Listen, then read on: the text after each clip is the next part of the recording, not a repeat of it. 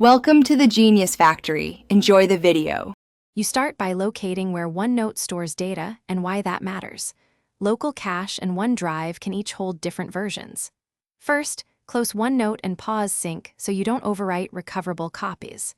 Then, open the OneDrive recycle bin and the local OneNote cache folder to list files by date. Once done, note the notebook name and most recent change timestamp. This helps you decide which copy to restore and prevents accidental data loss while you continue.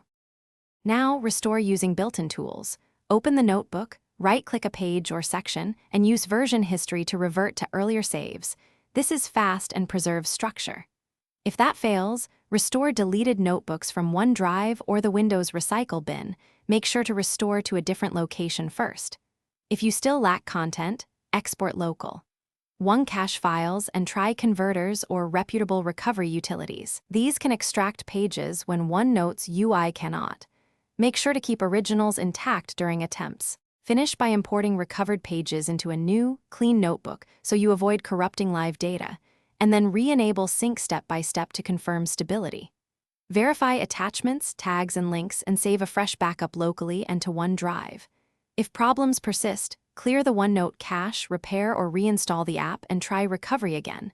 Additionally, contact Microsoft support with timestamps and file names. A final tip: if sync loops or errors occur, pause sync, export data, and then. Thanks for watching. If you found this helpful, don't forget to like and subscribe.